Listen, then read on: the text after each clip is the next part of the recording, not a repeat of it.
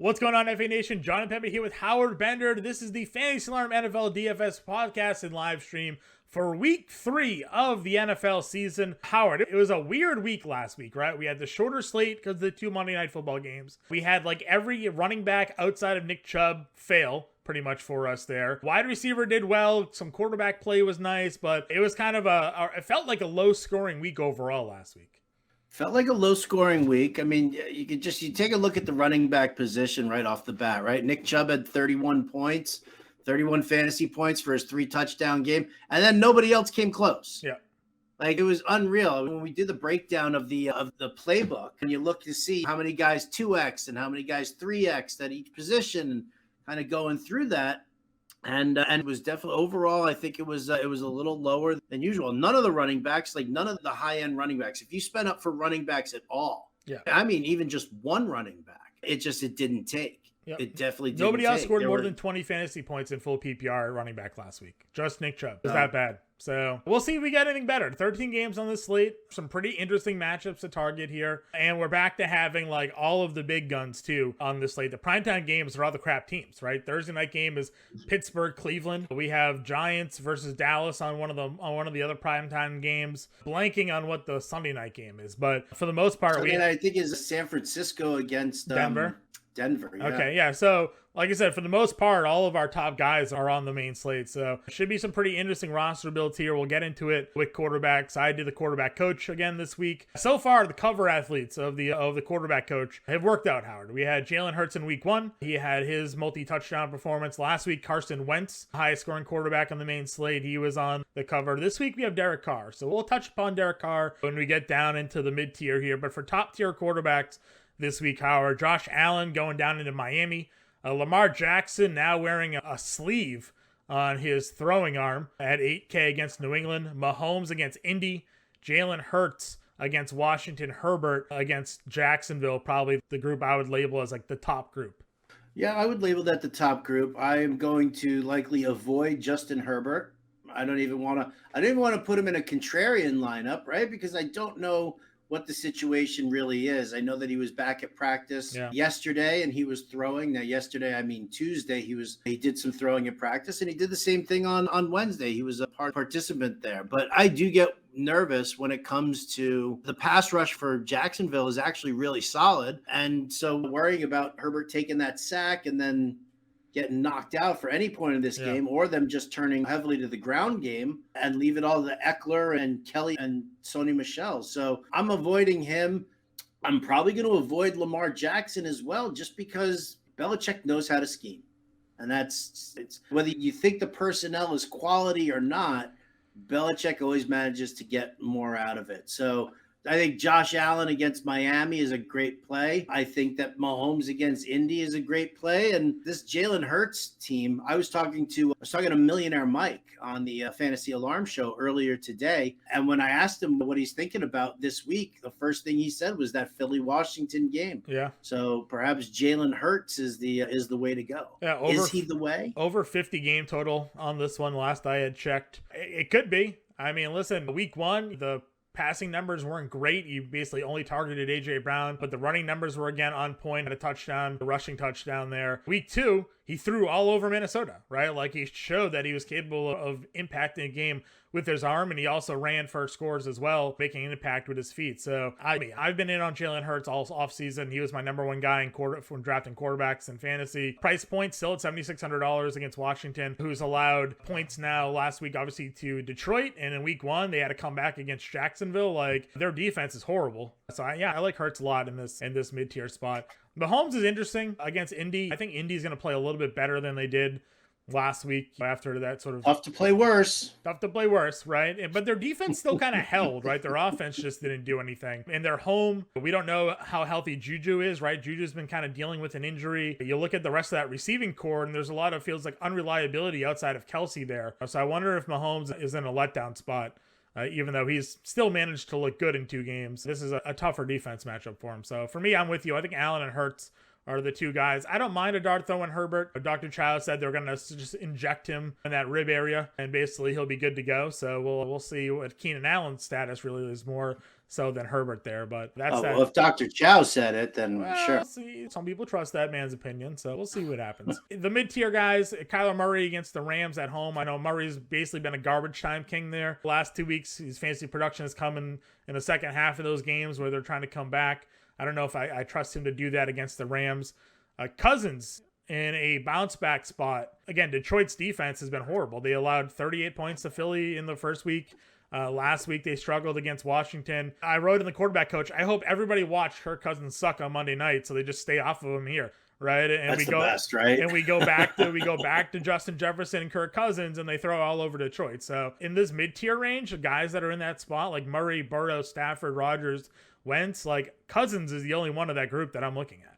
Yeah, Cousins is probably the only guy that I'm really looking at here as well. Tough matchup for Rodgers. It's not a terrible matchup for Stafford, right? If you believe that, obviously Stafford's got Cooper Kupp, and he's got a nice rapport now with Allen Robinson that we saw. So I don't mind Stafford here, but obviously I like the home quarterback in Kirk Cousins to make that happen. I wrote up that game for picks wise. Right.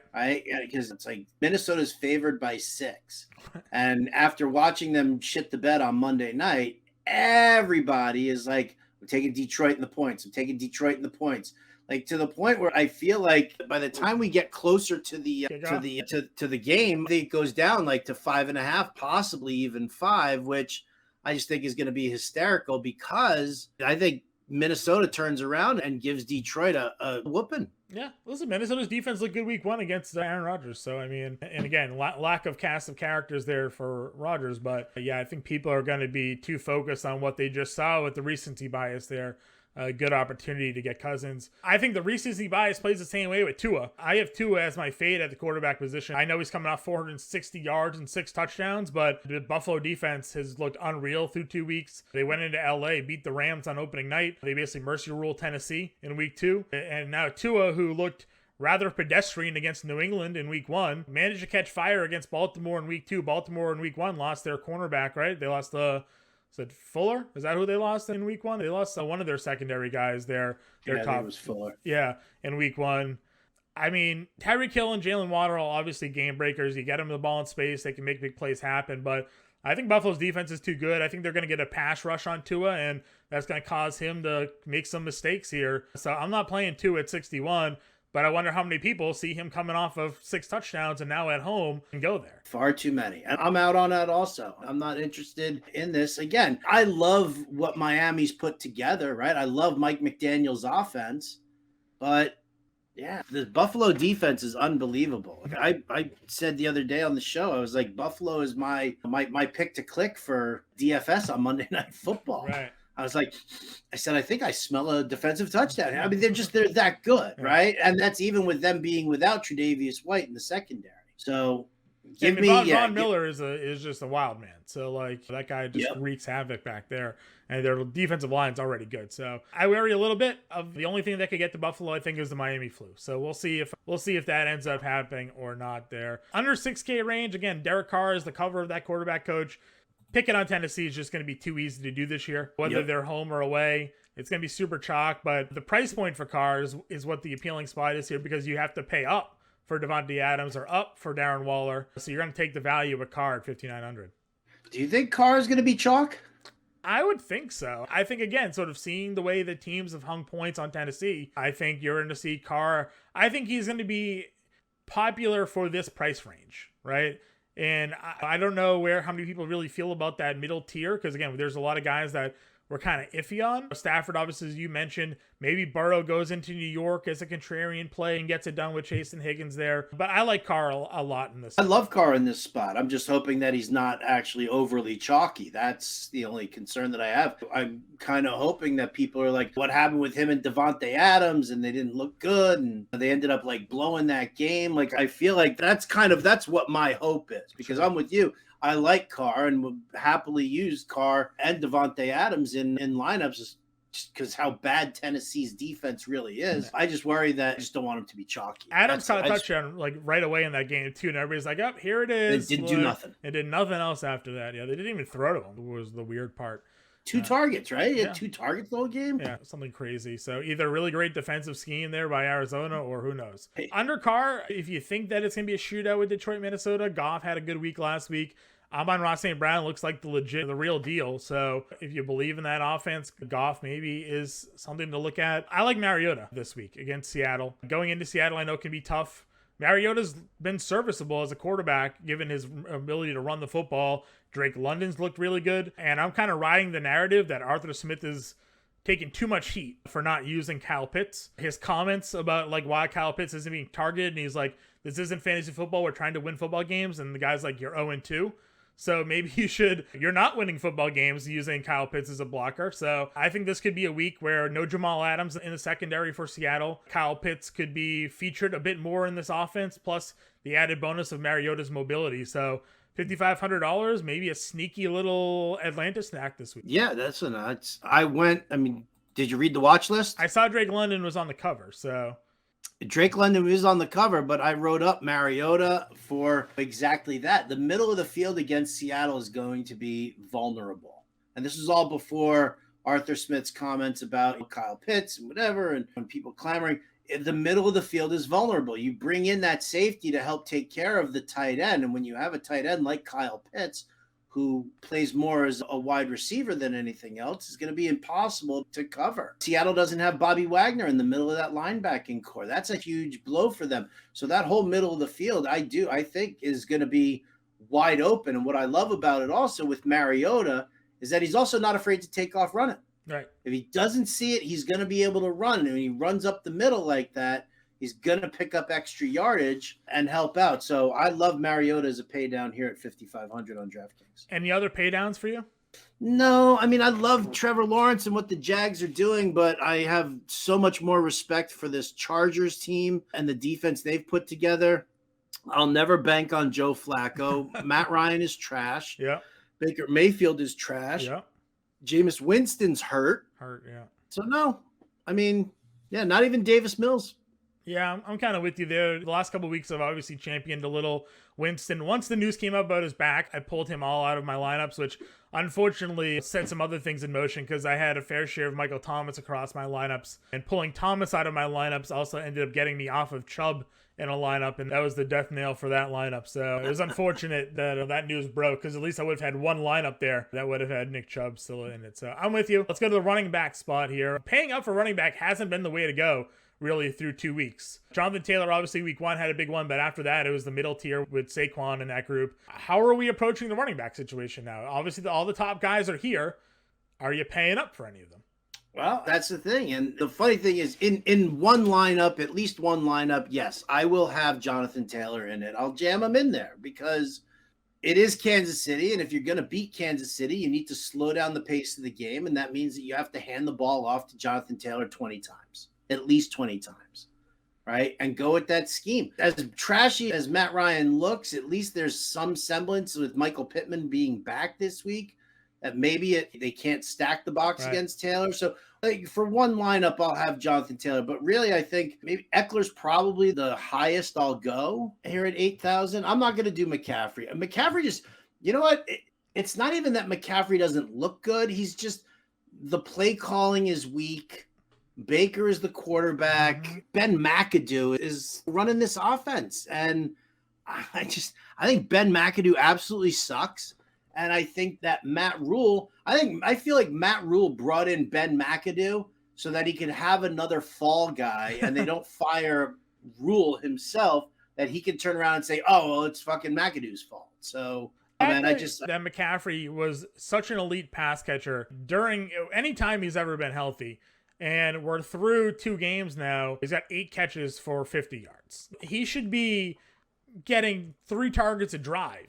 Instead, there was a tweet earlier that said that McCaffrey is actually being asked to pass block more than ever.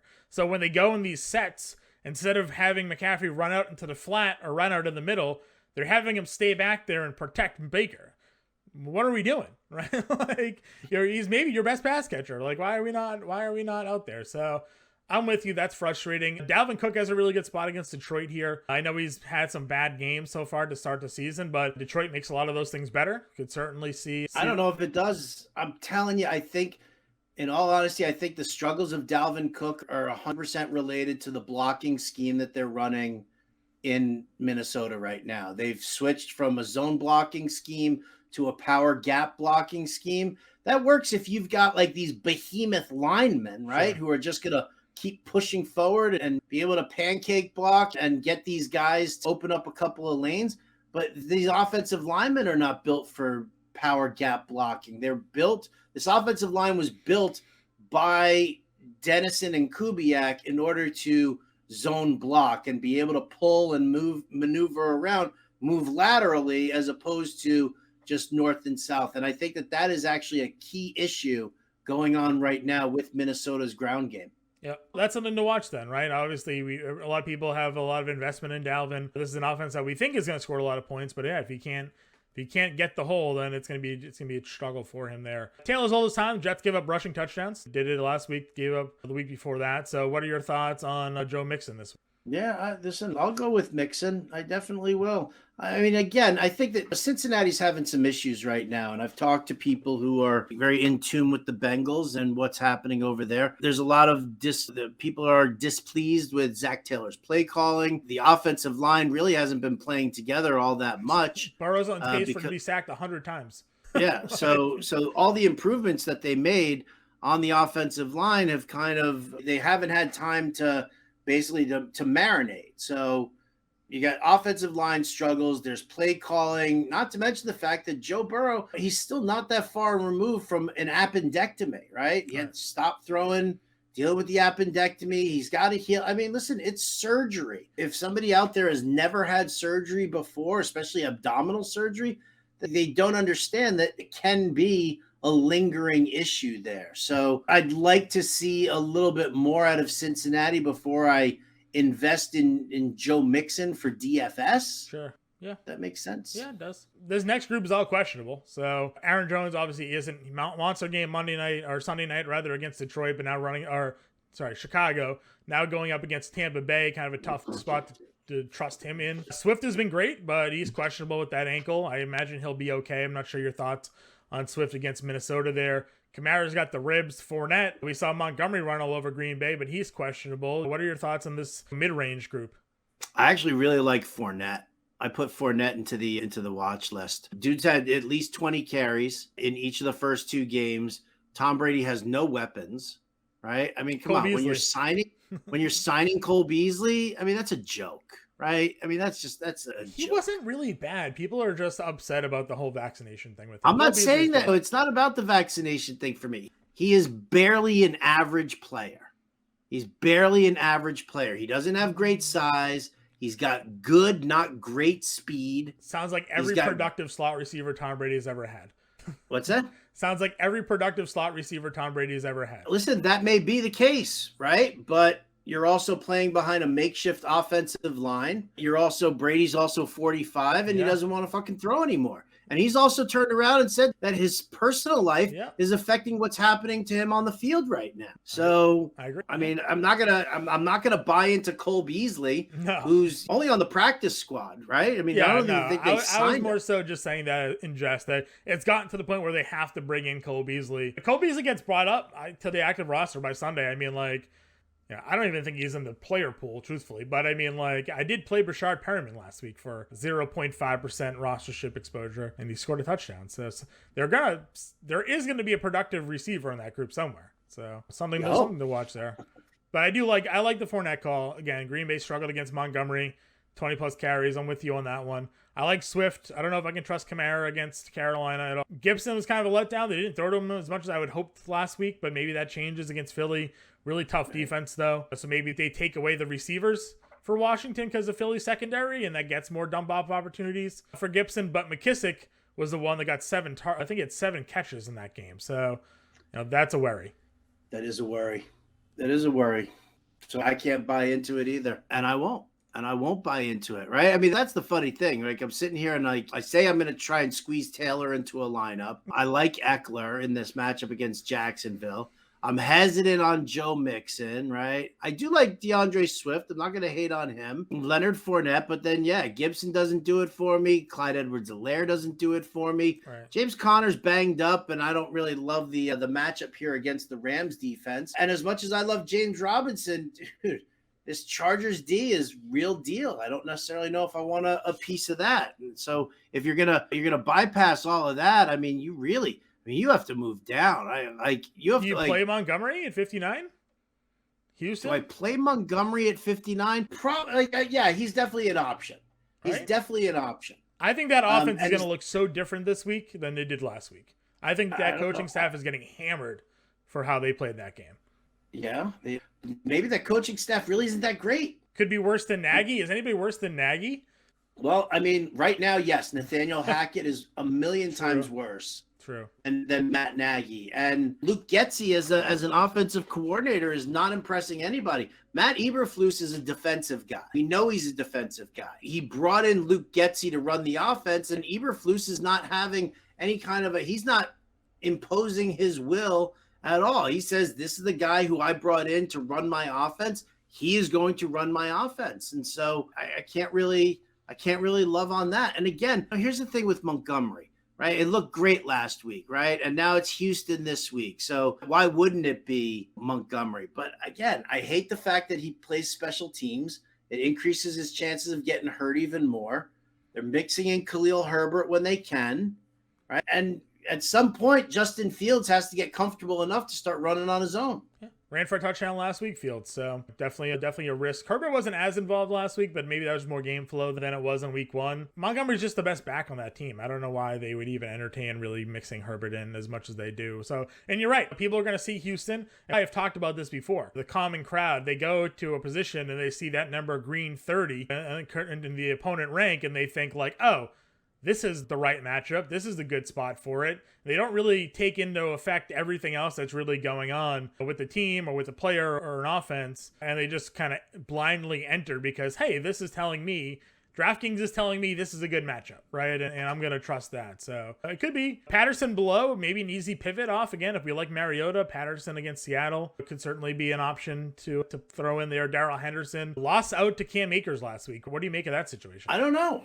In all honesty, because I believe that Sean McVay wants Akers to be his number one running back. I mean, Akers is a better runner. Akers, when healthy, is a better running back than Darrell Henderson. Darrell Henderson's a good third down guy. He's a good pass catching running back, but he's not the guy that you want to put out there. He's not a 20 carry guy. Akers is a 20 carry guy. Yep. So yeah, I worry about Henderson for sure. So, I mean, I look further down the list. Miles Sanders intrigues me. He's actually getting touches right now, and he's on the field for a lot of the RPO work, which is great. Yeah. What I like, too, is just that he's actually catching a couple balls, too. They're just featuring him a little bit. Give me 3 catches. That's 3 points, 3 more points on DraftKings, right? Like, you know, give me that opportunity to get double digits. And did love the week 1 touchdown. I'm a big Miles Sanders stan as well, so good spot for him against Washington. I agree with you. What do you think about Josh Jacobs against Tennessee? Is this a spot where they go up big or they get red zone opportunities and he can finally maybe find the end zone here? 19 carries last week against Arizona. Yeah, I mean, I think that Jacobs is in a great spot here to do the same thing, to just kind of chew up that clock late in the game, and hopefully they continue with that. I still believe that he's going to get a ton of cheap touchdowns with pass interference calls against Adams, to Adams, right, inside the end zone. I don't mind Jacobs there. I'll tell you who I really want to play. Sure. I want to go all the way down to Dameon Pierce. Okay. In Chicago? The Bears' run defense is terrible. They're giving up 5.1 yards per carry. They're giving up almost 190 rushing yards per game. They've given up a couple of touchdowns on the ground. This Bears defense is just not good against the run. I can get behind that. I like that call. It's a good final breakout spot for Pierce this week. Right? Yeah. Ran well against Denver, 4.6 yards per carry. Now you get him in a spot where Houston could be playing ahead, and against a bad Chicago team, Aaron Jones lit them up. So yeah, I don't mind that. What do you make of the Jets backfield against Cincinnati? You just don't know who it's going to be. I mean, I think ultimately by season's end, it's Breece Hall, but I mean, I don't really, when I'm dealing with DFS, I'm trying to, like, if I'm going to look at a split backfield, then I need to see, is this a game where they're definitely going to play from behind, or is this a game where they could come out ahead? Right. Because if they're playing from behind, I have interest in Michael Carter. If they're playing from ahead, I've got more interest in Breece Hall, right? And that's kind of thing. And I look at this matchup against the Bengals, who are seriously struggling. And all of a sudden I'm like, well, I don't know which way it's going to go. And therefore I'm not going to buy into their split backfield. Yep, I agree with you there. I don't really have anybody else value-wise outside of that. Mostert obviously led the Miami backfield last week, 11 for 51 at 3 catches. No one's going to play him against Buffalo. So if you think Miami can hang with that game, like maybe Mostert is a spot, but other than that, I don't really have any interest of anybody here. No, I'm with you. Yeah, I don't have any interest in that either. Let's go to wide receiver with. There's plenty of guys we do like. Cooper Kupp and Justin Jefferson are both over 9K. Kupp is 9,900 against Arizona. Jefferson's 93 against Detroit. Devontae Adams, a little bit of a price drop, Howard. 8,400. He was 86 last week. 2 catches, did have 7 targets, and he wasn't able to connect really on anything, had the touchdown. The good spot for him there. Jamar Chase is at 81. It's your 8K and above. But, of that top tier, we'll say 7K and above guys. Both Browns, Hill, Diggs, Chase, Adams, Jefferson, Kupp. We'll label as our top group there. How are you defining your value of those guys? How am I defining my value? I mean, I love them all. I mean, you can't argue against Cooper Kupp, right? I mean, over 100 yards and 3 touchdowns in the first 2 games. Right? I mean, it's ridiculous. Justin Jefferson, he got held down by the Eagles. Can Detroit do that? I don't think so. Tennessee secondary is absolute trash. I like Devontae Adams. Maybe I back off of Jamar Chase a little bit while the Bengals are still struggling there. Diggs, I'll tell you what, man. I'm very curious to see what they do. I want to see what happens if Gabe Davis is back. They've been moving Diggs all over the field. And Miami's outside corners, good. Not phenomenal, but good. Their slot corner is terrible. And Nick Needham is awful. So I feel like that's a spot where you could really exploit Miami. I mean, but, obviously Diggs going to be super chalky after, 144 yards and 3 touchdowns or something like 12 that? 12 of 14 for 148. It was my biggest regret on Monday night was when I was doing the prize fix props, which we hit them both. So, I didn't lose the prop plays, but Stephon Diggs' yardage was 78.5 or something like that. And he had it in the first quarter. I was like, why didn't I just take the over on that, right? Again, both of those plays hit that I put out there for prize picks, but that was the easier one. We were sweating out some Jalen Hurts rushing yardage at the end that hit the 2 pick. But yeah, Diggs has just been unbelievable. He's on a mission to repeat being the number 1 wide receiver like he was 2 years ago. So I'm fully on board with that call as well. And both Browns for me are in play. AJ Brown, Amon-Ra St. Brown, both of them are in great spots. I like AJ as a better spot than Amon-Ra, just because I do like this Minnesota secondary. We'll have to see what happens with Harrison Smith, actually. Yeah. I mean, because that's the thing. Minnesota's defense looked like shit against Jalen Hurts, but here's the thing with Detroit, right? Jared Goff is not Jalen Hurts. You are not worried about Jared Goff running. Nope. You're not. Jared Goff is not doing RPO work. Right. And so you play a team differently when you've got a guy like Jared Goff versus a guy like AJ Brown, or Jalen Hurts. Right. So I like AJ Brown more than I like Amon-Ra, just because I just think that the Washington's got a weaker secondary, and you have to change. You have to adjust your entire scheme sometimes when you've got a guy like Jalen Hurts. So yeah. I think the best thing about what Hurts did on Monday was the Vikings did what they could to sort of defend against AJ Brown, and then Devonta Smith just torched them, right? So I liked the fact that Hurts was able to connect with all of his targets. Goddard had a pretty good game. Devonta Smith had a really good game. AJ Brown had an okay game. It wasn't what we saw from week 1, but if Hurts is able to spread the ball around like that, then it just makes defenses more difficult to sort of stack one way or the other, and Brown could find himself in certain sets with a much easier spot. So I'm with you. I'm obviously a big fan. I'll certainly have a Brown Hurts stack. I'll probably have a Brown Smith stack there, or a Hurts Smith stack there as well. Under 7K, you mentioned Pittman against Kansas City, Waddle against Buffalo, tough secondary. Mike Williams and Keenan Allen are priced near each other. How are you feeling about that? I mean, how am I feeling about that? I feel like I love both receivers. We still don't know if Keenan Allen's going to play though, do we? Yeah, Keenan Allen said Wednesday he's got a shot. So it feels So less than for me, 50-50 there, doesn't it? Like, doesn't sound too good, does it? So yeah, I'd be wary of that. Mike Williams, I'm totally fine using. I think Mike Williams is phenomenal. I have no problem using Mike Williams at that price point. It's just a matter of whether or not you're going to be able to fit that cost in there. Yep, I agree with you there. A lot of questionables again in this range here. Allen, Gabe Davis, Godwin are all questionable. McLaurin is interesting. Philly's got a really good secondary, but also like Samuel and Dotson and Logan Thomas, like they're all just being very productive. So it feels like it's not taking away totally what McLaurin can do, because obviously he's had over double-digit fantasy points both weeks, but it doesn't feel like he's that number one that we thought he was going into the season. No, he does not feel like that number one. But I mean, again, like that's the thing, is that we know how dangerous he is. He's going to draw the toughest coverage. I think he stood out so much more because the rest of the Washington receiving core was just absolute crap for so long, right? I mean, Adam Humphries, Cam Sims, Cam Sims, right, exactly. So it's a little on the tough side there. So no, I'm not really. I like McLaurin. I used him last week in my stack with Samuel, because I figured so many people were still going to be utilizing Logan Thomas in there, and it was going to be Jahan Dotson in there. So I thought I was going a little contrarian with McLaurin, and it turns out it was contrarian because he wasn't getting points. Dotson again, another touchdown for him there. Other guys in this range here, Kirk has a really tough matchup against the Chargers. I'm not sure we're going to go back into that well, though. He's been very much worth the money for Jacksonville as they paid him through 2 weeks. T. Higgins, 61. Metcalf against Atlanta. How are we feeling about this low 6K, high 5K range?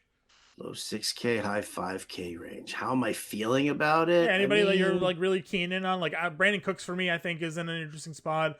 Houston, I think a little bit here. Obviously Drake London at 5,800. Guys in that range.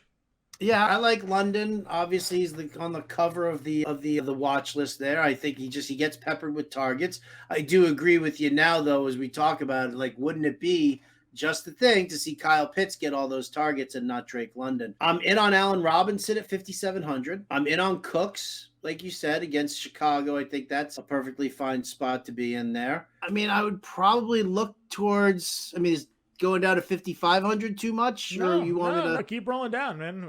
Give me my Alan Lazard. No, you can't give me Alan Lazard. So Alan Lazard's all the way up. That's 6K, by the way, your boy Alan Lazard. Hey, do not besmirch the name of Alan Lazard. No besmirching. Don't besmirch. I'm so kind of at a loss with DJ Moore. I really am. Like, I want to like him. Touchdown last week. I know he scored a touchdown last week, but do you feel comfortable with DJ Moore, knowing who his quarterback is or anything like that? Quarterback in the football. So all right. No, I'm with you. So Cooks, Bateman, Allen Robinson, and then I'll give the look to Garrett Wilson in a GPP lineup. I'm not gonna totally trust him. I'm really curious to see what happens with Darnell Mooney. I was gonna say Darnell Mooney is like burning a hole in me right now. Like it's crazy, right? Like you want to play him so badly, but then you're like, dude, if he fucking goose eggs me, I'm gonna go nuts. This could easily be a 5 for 140 in a score, or he had one catch for -4 yards last week. 2 for 17. Right? Like what are we doing? So yeah, again, like I feel like given the criticism that offense had after a primetime game where everybody's like, how do you only let Fields throw 11 times, that they're going to come out there and have him throw, they're going to go out there and have Fields throw more than 11 times this time out. So yeah, I'm probably gonna either sink or swim there with Darnell Mooney at 53, because he's a 6K plus receiver when that offense was doing good last year. He's in the watch list. Yep, he is in the watch list. I like his matchup here. Yep, no doubt. Devonta Smith is interesting just in a contrarian sense, because I think obviously everybody's so in on AJ Brown. Yeah. Because again, I don't like this Washington secondary. Curtis Samuel on the other side. It's a tougher matchup, but Samuel gets the looks, he gets the targets, and he gets the touches out of the backfield now. Touchdowns in both weeks as well. 20 targets in 2 weeks. He's the real deal. Like the problem is like he 8 catches, 55 yards, 7 catches, 78 yards is a little bit better. He doesn't feel like he's a guy that's ever going to go for big yardage, but he's going to get in full PPR for DraftKings. You don't really care about that. You'll just take the catches. So where are the bargains, man? That's the question at wide receiver, because Palmer at 48 if Keenan Allen's out again. Yeah. You mentioned the slot corner for Miami being horrible. Well, that's Isaiah McKenzie's spot.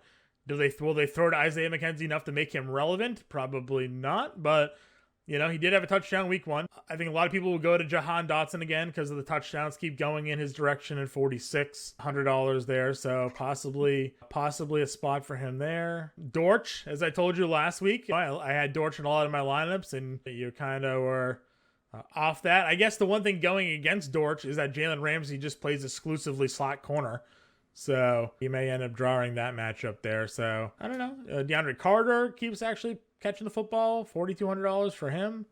Yeah. Keep going lower, man. I want dirt. I want, if I'm going to build a lineup here and try and go back to Ashton Doolin, even if Pittman's back, he's still the number 2 receiver on that team, right? He's cheap. Yeah. I mean, listen, you could say Quez Watkins, right? Benjamin St-Juste is the worst slot corner in the history of slot corners. Yeah, he's just right? he needs the volume, right? Only 2 targets. He just happened to catch a 53-yard touchdown. So. Listen, if you're throwing down for a GPP, that's all you need. That's true. At 3,700. Is this the week Sky Moore gets on the field? Fuck Sky Moore, man. I can't deal with that. I'm just saying. Too harsh? Too mean? Hey, Mecole Hardman's questionable, so. Yeah. Heel. Limited in practice due to a heel injury. What happened to your Kendrick Bourne call, by the way? He did see more snaps. That did happen. They just didn't throw him the football. Fucking targeted shit. Yeah, he got targeted 3 times. He played more. He did play more, so. But, I mean, what are we going to – I can't make them throw. I can't make them throw to him. So. You can't? Why not? Yeah. I thought you had pull. I thought you had clout. I mean, this could be a spot. I mean – I think the one telling thing that they came out of that game was after the fact. They talked about the touchdown that Mac Jones threw to Nelson Aguilar, and they said, "What were you seeing on that play?" And he basically admitted that some of their offensive philosophies have changed now, where if he sees guys in one-on-one matchups, to just throw it up there and give his receivers more opportunities at those 50-50 balls. And more often than not, that those those will go incomplete than intercepted. So you might as well take the shot on the play. Nelson Aguilar makes the play, scores the touchdown. So maybe Mac Jones is going to be taking more shots downfield. If that's the case, then maybe Nelson Aguilar is a dart throw play. It's not great. I was going to say, you speak with such limited confidence. Well, I don't know what to do with this offense anymore, right? Again, they lack guys who can separate, but Nelson Aguilar, 6 catches, 110 yards and a touchdown last week. One of them was a 44-yard touchdown. Nelson Aguilar is supposed to be the field stretcher. Week 1, he had 5 targets, right? Jacoby Myers is a pretty safe PPR guy. He's still their number 1 receiver. He gets targeted a lot. Devontae Parker is non-existent. I'm sure you're happy to see that. Can't find his way to get open at all. Max not throwing It's not so much that I'm happy about that. It's just it's one of those things where you get a guy who has one good year, one, and people have just been hanging on to that shit for so long, thinking that it's actually going to happen. It was only 2 years ago. It wasn't 5 years ago. It was the first year he's ever played 16 games. He gives you 1,200 yards. So right. So he doesn't do shit for the first couple of seasons that he's in the NFL, right? He has one good year. Yeah. And everybody's thinking that he's going to be great. Oh, you compare him to the. Oh, how many times have people fucking tweet out the numbers for the number 1 wide receiver of New England? Yeah. Come on. It's still Jacoby Myers, but it could be Nelson Aguilar given the recent target volume. 11 targets through 2 weeks. 6 of 6 last week and 110 in a Buffalo. I mean, Baltimore, is their secondary trash, or is it just that Waddle and Tyreek Hill are just gangbusters? It's probably Waddle and Tyreek Hill being gangbusters, but what's the closest thing New England has to Tyreek Hill or Jalen Waddle? Maybe it's Nelson Aguilar. I don't know. Not that I'm recommending that we go down there. I was just going to say, dude, that was a bold statement there. I'm saying. Maybe it's Nelson Aguilar. Not what I'm saying. Listen, there really aren't a lot of value guys down here on this week at wide receiver. No, there are not. And that's actually something that I wanted to just let everybody know. John and I are actually recording this on Wednesday night. We're recording this much earlier than what we usually do. So injuries still we have to talk about injuries as they happen later on in the week. So while you're listening to this podcast, you're taking notes and stuff like that, just understand the time frame of when we're actually doing this. Yeah, Because we're about 24 hours, could 24 change. hours sooner, usually, or maybe like 35, 36 hours sooner than we usually record, right?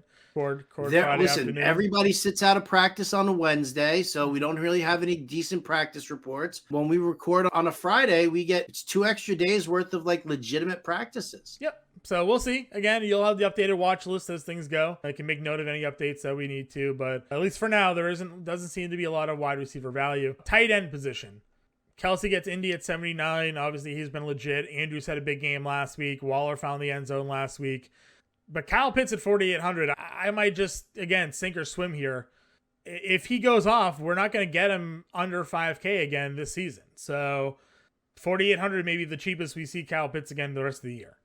4,800 is very, like, I'm playing around trying to figure out a lineup, what I want to do, and for the end of this show, and Kyle Pitts is sitting there in my lineup. Yep. Because I do feel like this could be a squeaky wheel gets the grease, however you want to put it, but it's definitely a possibility. He had 7 targets in week 1. They just didn't capitalize on any of it. So it's not like they were completely ignoring him in week 1 like they did in week 2. So in week 2, again, think about it. Really tough matchup against the Rams. They asked them to block more to protect Mariota. Seattle's not going to bring that same kind of heat on the defense. So maybe it allows them to branch off a little bit more there. Tyler Higbee isn't really good. I don't know what's going on there, but 20 targets in 2 weeks for Tyler Higbee. Yeah, and in a good matchup here as well. I had to dive in a little deeper into Higbee in the watch list and just kind of take a look because the targets are coming his way, and this is actually a very favorable matchup for him as the tight end. So yeah, Isaiah Simmons is really struggling. I'm sorry, what? I said Isaiah Simmons is really struggling through 2 weeks. Last year, he was one of the best tight end cover men in football. Kelsey and Waller so far have taken it to him. So we'll see what happens with Higbee here, but strong performance out of him. No doubt about it. Are you buying Gerald Everett if Keenan Allen's out again? Yeah, I'm definitely buying Gerald Everett if Keenan Allen's going to be out again. He's been solid. He's seeing the targets. He's seeing red zone looks, which is really nice. And yeah, while Keenan Allen is out, I think Everett is definitely a viable option. The question, I think, is do we buy Gesicki with that game last week? Because we've been talking all preseason about how Gesicki he's not running the routes and he's going to be blocking more and he's not getting this offense. And then all of a sudden Gesicki comes out and has himself a day and a half, actually. Yeah, 4 catches, 40 yards, and a score. Probably no for me. I think under 4K has some interesting spots. If Uzoma's out, I mean, Conklin keeps getting targeted. Another 9 targets for him in week 2 against Cleveland. This is a guy that had a touchdown in week 1, 7 targets there. So back-to-back double-digit fantasy point days for Tyler Conklin. Flacco not afraid to throw to him. Evan Ingram had a good week against Indy, 7 catches, 8 targets for him there for full PPR volume. And then Logan Thomas has been in my lineup both weeks as my top tight end. Again, 3 catches, 37 yards, found the end zone in week 2. 3 catches, 45 yards in week 1. Now he gets a Philly defense here that had really been struggling against tight ends. If you remember in Monday Night Football, Irv Smith, he caught a touchdown, right? And then he dropped the wide open play downfield. He probably should have had 2. So I think Logan Thomas could be an interesting spot here at 35 if the wide receivers are getting locked up by Slay and those guys. Yeah, I think that's a fantastic call, actually. I really do. 3,500 for him. So kudos, $3,500. Yeah. Yep. I like that. Komet's 34. Is he going to get a goose egg every week? No, he sucks. He's done. Does he suck, or is it the offense? Yes, he does. He doesn't suck. No, he doesn't suck, but the offense sucks. The offensive line is terrible, right? It's awful. Fields is definitely a work in progress. Yeah, these guys and the defense isn't that good either, so that ends up keeping the defense on the field longer, and the offense just doesn't have a chance to kind of put it together. I can't do it. Here's the thing. You could think that Cole Kmet as a physical specimen is fine, and sure. Cole Kmet's a solid pass catcher, this, that, and the other thing. Are you going to trust him in your lineups here with the way that the Bears offense has been playing? Or do you look for some sort of signs of life first? You probably should wait and look for signs of life. But if I'm playing a 20 max, you're going to have probably a field stack in there, maybe just to be super different. And it is Houston. So maybe something. I don't know. In a 20 max, you would make sure that you had Fields in your lineup. I'd make one lineup with Fields in a 20 max. Oh. Yeah. Why? He ran Really? for a touchdown last week. That's right there. If they let him throw a little bit more. We talked about Mooney. How can you think maybe Mooney will break out in this spot and not have interest in Fields? I'm not saying that there's a difference between a breakout and sitting there and saying I'm going to build 20 lineups. And I'm going to make sure that I've got one of the worst offenses. I'm going to commit to that. Yeah. Like that's just, I mean, yeah, it's spreading it out and it's diversifying your lineups and shit. But aren't you kind of just throwing your money away a little bit? I don't think so. I think Fields' mobility is appealing, and we've seen him have big games last year at times. And Mooney, obviously, we know was pretty good. So, again, if you're going in the Millie Maker here, you got to throw a random lineup to be different. I think that could be something. What do you think about Isaiah Likely? Would you consider him at 2,800? No. Okay. No. Okay. 4 catches, 53 yards last week. 43 yards last week. I know what he did last week. Do you think that you're going to get that every week? If Duvernay, or is that more of a product of the fact that the fucking game turned into a track meet? No, I think if Duvernay is out, they use Likely more as the other wide receiver. Yeah. That's what I think. Doesn't do much for me. Okay. Any value tight ends for you then? No, I don't really. Who do I have down there? I don't even think I have anybody that far down in the tight end realm. Gets targets. Granson keeps getting targets. Well, he only had 2 last week, but he was on the field a lot. He was on the field a bunch. Yep. I don't know. I don't really think that there's anybody really down there at the bottom that's doing much. Yeah, like I said, Juwan Johnson had 7 targets last week, but hard to trust, I think, that week in, week out. So 12 targets through 2 weeks, 40 yards each week, maybe something. Coop likes him. Converted wide receiver into a tight end. So. Yeah, no, listen, Coop and I had many discussions about Juwan Johnson last year. Do I want to try and buy into it now? And I'm also, again, you got to be worried. Jameis Winston's playing with small fractures in his back. Yeah, I know. It's not great. Not great. All right, defense here then. Where are we going for defense? If you're so anti-Chicago, does that put you on Houston as a $2,600 defense here? Yeah, I could look at Houston, right? Lovie Smith, he knows what's going on. He knows what's up. No, I think I'm actually, believe it or not, kind of looking at the Raiders. Yeah. I agree with you. I actually had recommended to some to pick them up this week in for fantasy, and they're like, "Have you seen how they've been playing?" I'm like, "Yeah, but like, you know who they're playing this week, right? It's completely different." So, right, you stack the box, you stop Henry, dare Ryan Tannehill to throw it. Listen, I get it. They've had 3 total points in 2 weeks, but this isn't. This Tennessee team is not very good. So yeah, I think Raiders are certainly interesting. Texans are $2,600. Let's see here. The Ravens are $3K against New England. If you're Mac Jones, they won last week, but they didn't look good really doing it. So, dude, Eagles 2,900 against Washington, right? I mean, it's Carson Wentz. We know it's Carson Wentz. Yeah, they've got. Is he weapons, extra motivated though? Is he extra motivated against the Eagles? Is he going to be extra motivated, or are the Eagles going to be like, "Oh, we remember this dude. Yeah, it's possible. Let's fuck him up." It's possible. Top price guys. Any top defenses you're keying in on here? I mean, I like the Chargers. Obviously, again, it's a good, solid team. Don't you turn hate around the Chargers at home though? They never cover at home. Well, I'm not betting on the game. I ain't betting on the game, no sir. I like the Saints against Carolina at 3,500. Sure. Yeah, Baker's prone for turnover. Do the Bills come through 35? I mean, they could, but I mean, do I want to take that chance that Miami's got the cheat code now with Waddle and Hill? Sure. Kyler hasn't looked great until the second half of games. So I don't know what your thoughts on the Rams at 34. I do like the Rams. They're a good turnover team. Yeah, because the thing about the Rams and what was kind of interesting about them was just they really took their foot off the gas against Atlanta. Like the game was 31-27, but there's no way that whole game was even remotely that close. Right. Like they gave up all those fourth quarter points, and you were like, "Ugh, damn!" Like if you played the defense, you were psyched for the entire game, and then they just totally shit the bed at the 3 end. Sacks, a fumble recovery, and 2 interceptions only got them 9 fantasy points. Because they gave up a buttload of points in the second half. Yep. It's terrible. All right, that's our defenses then, Howard. So let's go build our lineup. Are we going the Mariota? Are we going Carr? Where are we going with our quarterback? We can go Mariota. Yeah. I mean, Hurts. How are we feeling? It depends. Are we building a GPP lineup or are we building a cash lineup? GPP lineup. GPP lineup. Okay. So where does it start? Why don't you, I'll tell you what, let's do, you have Carr as the cover of the quarterback coach, right? Yep. So let's go Carr and Adams. Let's just lock those two in there, and we can build the lineup around. I don't necessarily think we have to go full stack. No, I agree, because I want to use Pitts, so I'm just going to put Pitts in there. Okay, I'm putting these in here at the same time as you. Okay. So what do we decide on for a defense?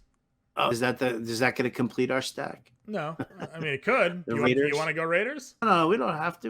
I mean, I feel like we should be saving some money here, obviously, anyways. So if you like Houston's defense against Chicago, they're 26. Let's plop them in there and just see what happens. Okay. So yeah, just a tip, just to see how it feels. Just to see how it goes. All right. So we got $5,600, basically $5,700 a player moving forward here, locking in Carr, Adams, Pitts, and the Texans defense. Okay. All right, that's what we got locked in for right now. So let's start talking. Running back. Sure. We can pay up. We can stay in the middle. We could use. Do we want to use Dameon Pierce as that pay down? Yes, we'll use Pierce as a pay down. All right, so boom, you get $5K out of him there. Yep. Do you want to see if we can fit Taylor here? Sure, let's try it. Let's try it. Let's just put Taylor in there. Obvious alternatives we've talked about. Fournette. I think we both really like Fournette this week too. Yep. So we'll try and jam Taylor in here and see what happens. Okay. So with Taylor and Pierce, it's about $4,800 a player, 2 wide receivers and a flex. So we need a bargain wideout. Or double tight end. Logan Thomas is at 35. Everett's 44. Higbee's 45. We could double up to the tight end position there. All right. Let's try it. Let's see. Let's throw Higbee in and see. Okay.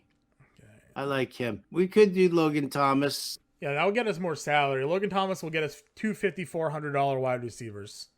Okay. So then who are the wide receivers that we like? Let's see. Curtis Samuel's 51.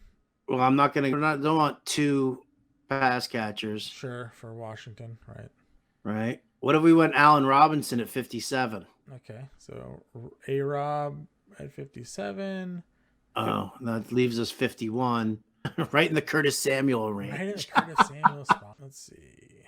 Is there 52? Or do we do here? What happens if we take out Robinson and we go Mooney?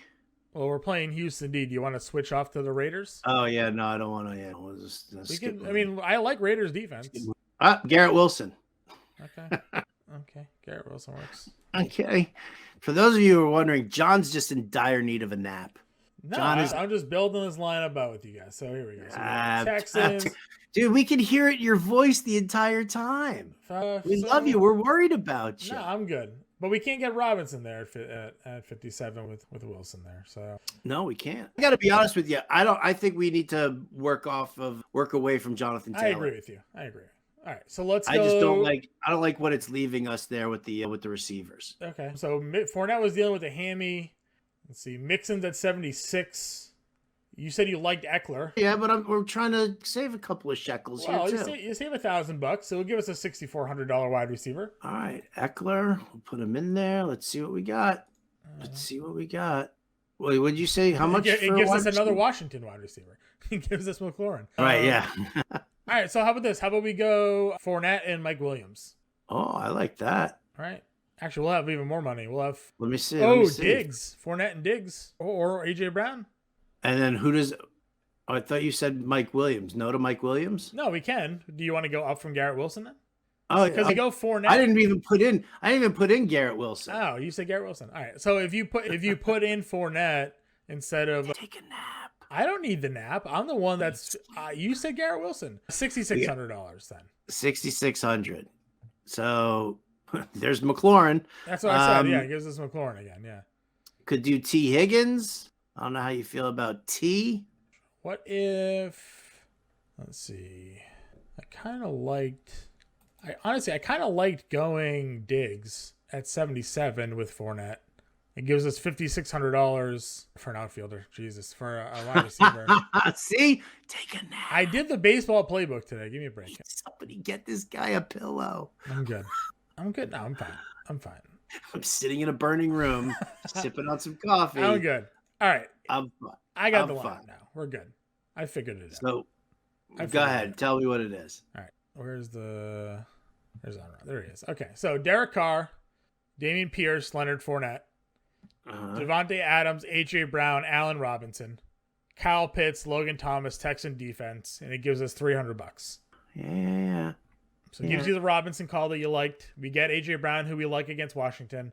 Devontae Adams stacks with Carr. We're getting Kyle Pitts. We're using 2 tight ends with Logan Thomas, which could come back in that A.J. Brown game. I know you like sort of having guys come back in games. What if we don't go the 2 tight end route? Well, we don't have a lot of money. We don't have a lot of money at all. All right. That's kind of the direction I'm looking at here. All right, read it off one more time for me. Derek Carr. Dameon Pierce. Leonard Fournette. Got it. Devontae Adams. A.J. Brown. Devontae Adams. A.J. Brown. Allen Robinson. Okay. Kyle Pitts. Logan Thomas. Texans defense. $300 on the table. If you wanted the Eagles defense, you could go up from the Texans. But, we're playing Logan Thomas, so. But we're playing Logan Thomas, and that's just the way it goes. So that's the lineup. That's the lineup for now. Again, we're recording here Wednesday. Obviously, if Fournette starts getting DNPs due to the hamstring, we can readjust the running back position here. But that is zero chance I stay on this lineup. That is the lineup that I like. It's the lineup I think we're gonna go with. I'll hit enter. I'll enter this lineup. I have no problems with it. Oh, you're gonna change it by the time Friday comes. No, listen. I make multiple lineups. I will play this lineup though. I play. You're gonna be all drunk as shit at Grande's wedding, and you're gonna be like, I'm just gonna play with some lineups. No, I'll be good. Again, I entered the 3 and 20 maxes. This lineup will be part of it. So that's what we got going on. Watch list will be updated throughout the week. The playbook and the dartboard come out on Saturday. Example lineups come out on Sunday. Coaches will be continued being released throughout the week. If you want to have any questions, get in our Discord. We still apparently have the All-Pro Access NFL 50 promo code going on. Week 3 last year, we made a millionaire. So no better time than now. This lineup you're looking at right now, $1 million lineup. Just saying it. Maybe not. Probably not, but could be. But no better chance than now to join 50% off the first 6 months, about $20 a month for the first 6 months. Using promo code NFL50, you get in our Discord, you get access to all of our DFS content. Really nothing better than that, Howard.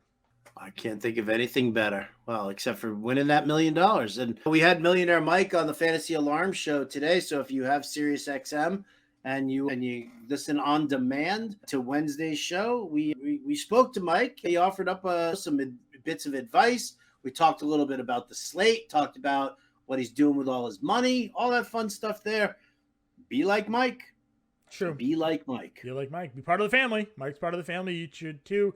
Again, fantasyalarm.com/allpro. Promo code NFL50 will save you 50% off the first 6 months. But for now, Howard and I will be back for next week. We'll catch you guys later.